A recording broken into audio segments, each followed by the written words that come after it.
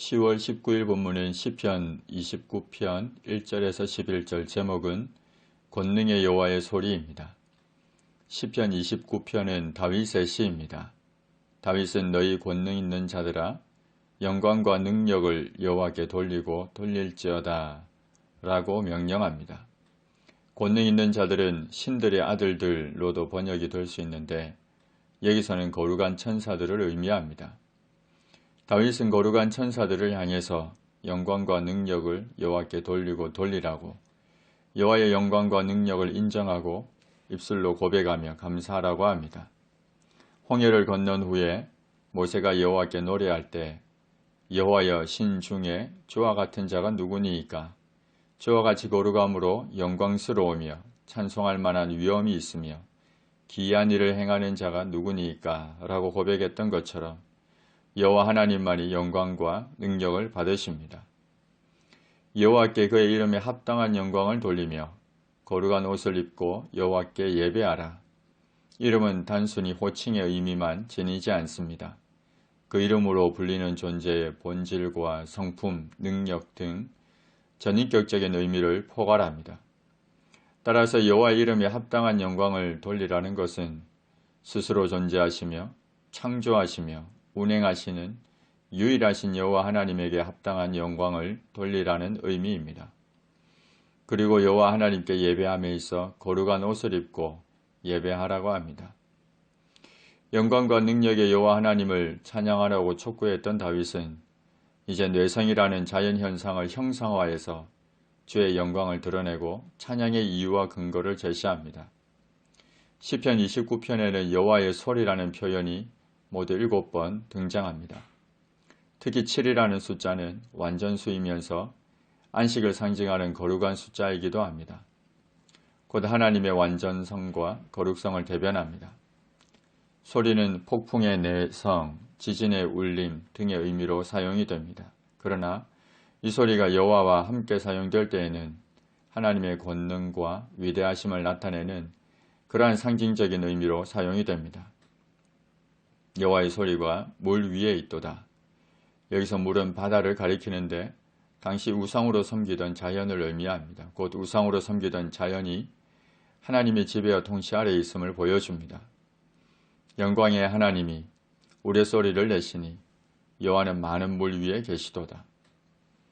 여호와의 소리가 힘 있으며 여호와의 소리가 위엄차도다. 여호와의 소리가 백악목을 꺾으시며 여호와께서 레바논 백악목을 꺾어 부수시도다. 레바논의 백악목은 건축 재료로 사용되는 거목입니다. 번영과 풍요를 상징하기도 하지만 때로는 교만한 자를 상징하기도 합니다.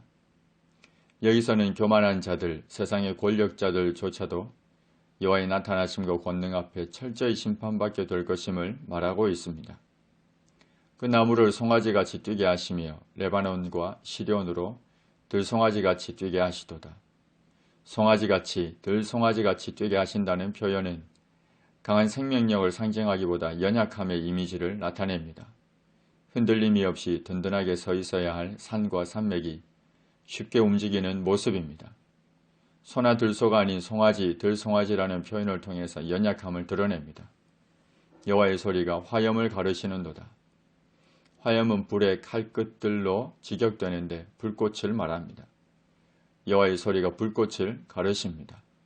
뇌성에 동반되는 번개가 하늘에서 갈라지는 모습입니다.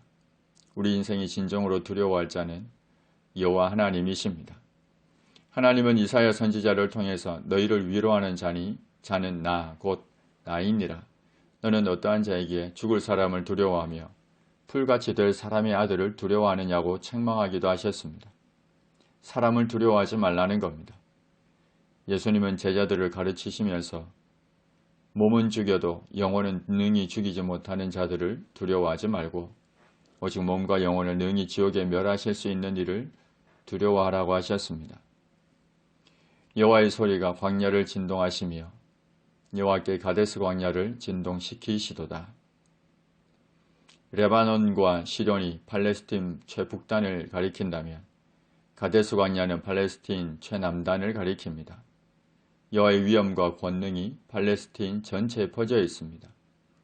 여호와의 소리가 암사슴을 낙태하게 하십니다. 놀라서 이리저리 뛰어다니다가 낙태합니다. 살림을 맑게 벗기십니다. 황무하게 됩니다. 그의 성전에서 그의 모든 것들이 말하기를 영광이라 하도다. 여호와께서 홍수 때에 곧 노아의 홍수 때에 좌정하셨습니다. 영원하도록 왕으로 좌정하십니다. 우주 만물의 주권자가 되십니다. 권능을 가지고 피조세계를 다스리시고 통제하십니다. 여호와께서 자기 백성에게 힘을 주시며 여호와께서 자기 백성에게 평강의 복을 주시리로다. 여호와 하나님은 우상을 숭배하며 교만한 자들에게 있어서 두려운 존재이지만 그 백성들에게 있어서는 평강의 복을 주시는 분이십니다. 오직 내 말을 듣는 자는 평안히 살며 재앙의 두려움이 없이 안전하리라. 이것을 너희에게 이르는 것은 너희로 내 안에서 평안을 누리게 하려 함이라. 세상에서는 너희가 환난을 당하나 담대하라. 내가 세상을 이겨노라. 하나님, 온 땅 가운데 충만한 여호와의 소리를 듣습니다. 영광과 권능의 여호와 하나님의 이름에 합당한 영광을 돌려드립니다.